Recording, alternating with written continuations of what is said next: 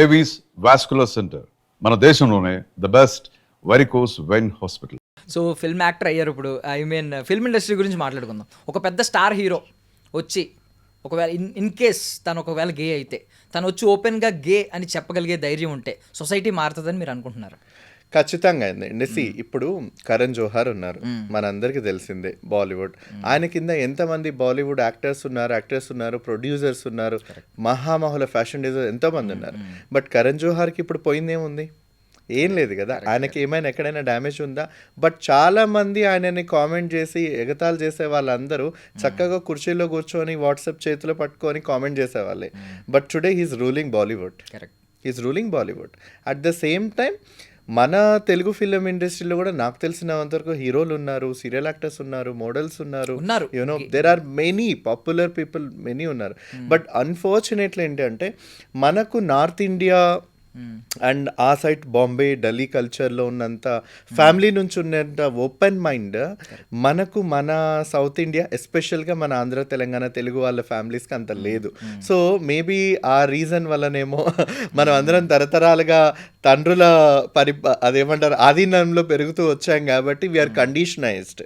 ఈ సొసైటీలో నువ్వు ఇలా ఉండాలి, ఇలా మాత్రమే ఉండాలి, సో నువ్వు దీనికి మాత్రమే నువ్వు అగ్రీ చేయాలి, నువ్వు దీనికి ఎదురు చెప్పకూడదన్న ఒక నోషన్లో మనం అందరం పెరిగొచ్చాం కాబట్టి వాళ్ళు కూడా అలాగే పెరిగారు కాబట్టి. So being as a gay or you know whatever bisexual, whatever they identify itself, వాళ్ళు ఇండస్ట్రీలో ముందుకు వస్తారు అని అంటే వాళ్ళు ఇంకా ఎక్కడ ఆలోచిస్తున్నారంటే నాకు అవకాశాలు పోతాయేమో, అవకాశాలు రావేమో, యూనో నన్ను ఎవరు సినిమాల్లోకి తీసుకోరేమో, నాకు ఎవరు ప్రొడ్యూసర్స్ ముందుకు రారేమో, ఇవి చాలా వరకు ఉన్నాయండి. Not just thing, even you know news, print, electronic, everywhere.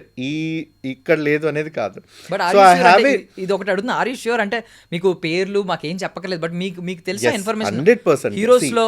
See, not just heroes of an industry, even ministers పిల్లలు, IAS officers పిల్లలు, there are many people who connect with us. But the thing is ఏంటంటే right to privacy as మేము మాట్లాడతాం కాబట్టి ఖచ్చితంగా వాళ్ళ dignity and వాళ్ళ privacy మాకు అంతే important. Because until unless they themselves you know wanted to come out as what they are, we don't have any right to disclose their identity. So దీన్ని చాలా మేము కాషియస్గా ఉంచుకుంటాం కాబట్టి, because we know the consequences.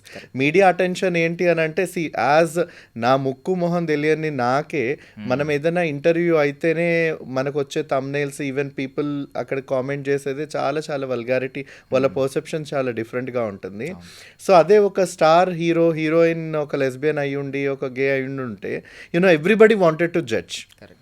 Simple as simple. Lakshmi మంచు గారు నాకు చాలా ఇష్టమైన favourite actress, and how genuine and how bold she is. But దాన్ని అర్థం చేసుకునే మెచ్యూరిటీ సామాన్యులకి ఉందా అని అంటే లేదు. But how realistic she speaks, media press ముందుకు వచ్చినా చెప్పినా అనంటే at the same time. So దాన్ని మమ్మల్ని యాక్సెప్ట్ చేయగలిగినటువంటి మెచ్యూరిటీ తెలుగు రాష్ట్రాల్లో ఏ వ్యవస్థలకి ఇప్పటి వరకు లేదు. నాకు తెలిసి సునీల్ గారు తీసుకొచ్చినటువంటి LGBT legal battle, even it is a challenge. Budget పరంగా అయినా, డైరెక్షన్ పరంగా అయినా, స్క్రీన్ ప్లే పరంగా అయినా, you know production, everything is a challenge. But as a individual ఆయన ఒక యూనో ఒక అవార్డ్ విన్నింగ్ ఉండి, ఒక డైరెక్టర్గా ఉండి ఈ ఛాలెంజ్ని తీసుకొని దీని ఒక కరేజియస్ మూమెంట్గా ఆయన ఒక డైరెక్షన్ చేసినటువంటి ఈ ఫిలిం ప్రజల ముందుకి తీసుకురావడం, at the same time it is not less than any a big Telugu film అనేది కాకుండా ఆల్మోస్ట్ ఆయన ఎక్కడెక్కడ వీటిని సక్సెస్ చేయాలో, మెట్రోలో అడ్వర్టైజ్మెంట్స్ వచ్చాయి, హోర్డింగ్స్ వచ్చాయి, ఆర్టిస్టులకి క్యారవెన్స్ వచ్చాయి షూటింగ్ టైమ్స్లో. It's a wonderful experience.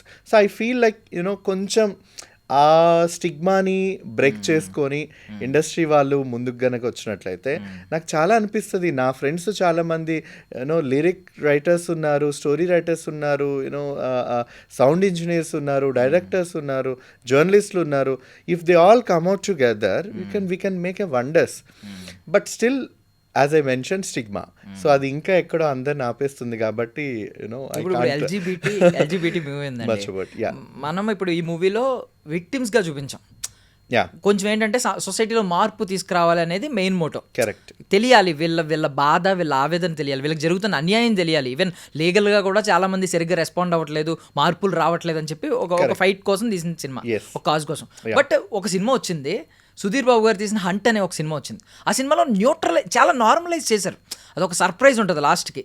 Hero gay, but hero first నుంచి లాస్ట్ వరకు ఏంటంటే చాలా డామినేటింగ్ ఉంటాడు, ఫుల్ పవర్ఫుల్ ఒక పోలీస్ ఆఫీసర్. యా, బట్ లాస్ట్లో గే అనగానే పీపుల్ యాక్సెప్ట్ చేయలేకపోయారు. అంటే అప్పటిదాకా అంత పవర్ఫుల్, నిజంగా పవర్ఫుల్ ఒక మాస్టర్ మైండ్, చాలా దమ్ముంది, బాడీలో దమ్ముంది, కొట్టే దమ్ముంది, విలన్స్ కొట్టాడు, మాస్టర్ మైండ్ విలన్ చేసాడు, కరెక్ట్గా కేసు సాల్వ్ చేస్తున్నాడు.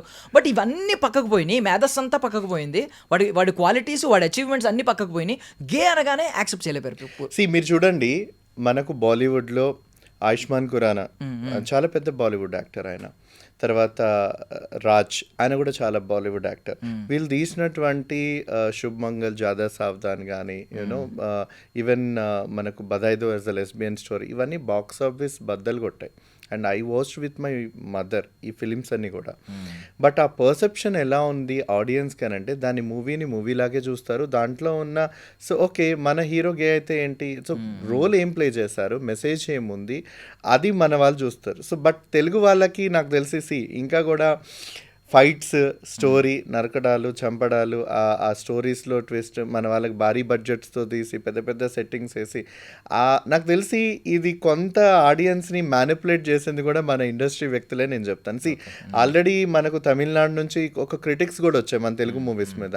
మేము మీలాగా 1000 కోట్లు పెట్టి మేము సినిమాలు తీయకపోవచ్చు, కానీ ఈవెన్ మేము పెద్ద పెద్ద బాలీవుడ్ స్థాయిలో లేదా ప్రపంచ స్థాయిలో సినిమాలు మేము తీసుకెళ్ళకపోవచ్చు, కానీ మా సినిమాలు కనుక చూసినట్లయితే even Malayali and Tamil people, మా సినిమాలు చూస్తే మీకు మెసేజ్ ఉంటుంది, దాంట్లో 100% కంటెంట్ ఉంటుంది, డెప్త్ ఉంటుంది స్టోరీలో, సో అది మా పీపుల్కి వాళ్ళ ఒక థాట్ ప్రాసెస్కి వెళ్ళేలాగా అవి ఉంటాయని వాళ్ళు చెప్తారు. సో అది మనం ఒక్కసారి ఆలోచించాలి.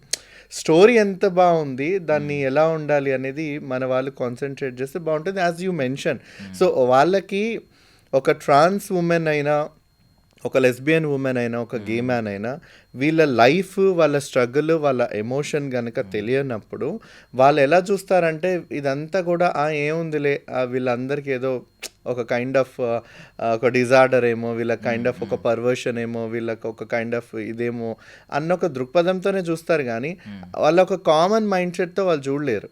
సో ఈ మార్పు రావాలి అనంటే ఖచ్చితంగా we need to touch an emotion. So అందుకని ఈ ఎల్జిబిటీ లీగల్ బ్యాటిల్లో సార్కి ముందు నుంచి స్టోరీ రీసెర్చ్లో పార్ట్గా నేను ఉన్నాను కాబట్టి, సార్ సొసైటీ ట్రాన్స్జెండర్ పీపుల్ మీద, ఎస్పెషల్గా హిజ్రా కల్చర్లో ఉన్నటువంటి పీపుల్ మీద, ఎవరైతే ట్రెడిషనల్ ప్రాక్టీసెస్లో ఉన్న బెగ్గింగ్, సెక్స్ వర్క్ షాప్స్ ఓపెనింగ్స్కి వెళ్తున్నారో, వీళ్ళ నుంచి వాళ్ళు లాట్ ఆఫ్ నెగటివిటీ తీసుకున్నట్టుగా వాళ్ళు ఫీల్ అవుతా ఉన్నారు. So let us come from that side. First సొసైటీకి వీళ్ళే విజిబుల్గా పరిచయం, ఫిజికల్గా వీళ్ళతో ఇంట్రాక్షన్ ఉంది కాబట్టి, సిగ్నల్స్లో అయినా, లేకపోతే దందా చేసే చోట అయినా, ఈవెన్ ట్రైన్స్లో అయినా, ఎనీవేర్ ఫంక్షన్స్ చోట అయినా, సో మనం ఇక్కడ నుంచి స్టోరీని బిగిన్ చేద్దాం. సో ఇక్కడ బిగిన్ చేసి ఒక ఇండివిజువల్గా ఒక ట్రాన్స్ ఉమెన్ అమ్మాయి, చదువు ఉంది, అర్హత ఉంది, ఆ అమ్మాయి ఏదో సాధించాలనుకుంటుంది, ఆ అంబిషన్ని టచ్ చేద్దాం ఈ స్టోరీలో. అట్ ద సేమ్ టైం వాళ్ళకు జెండర్కి, ఒక సెక్షువాలిటీకి ఒక డిఫరెన్సియేషన్ తెలియాలి కాబట్టి, ఒక గే పోస్ట్ మ్యారిటల్ అబ్బాయి ఒక ఇష్టం లేని ఒక అమ్మాయిని పెళ్లి చేసుకుంటే ఆ సఫకేషన్ ఎలా ఉంటుంది, ఆ అమ్మాయి లైఫ్ కోల్పోతూ ఉంది, వాడు కూడా సాటిస్ఫాక్షన్గా ఉండడు, లైఫ్లో చాలా ఇబ్బంది పడుతూ ఉంటాడు. ఈ ఎమోషన్ని కూడా ప్రజలు చూడాలి, ఆడియన్స్ చూడాలి.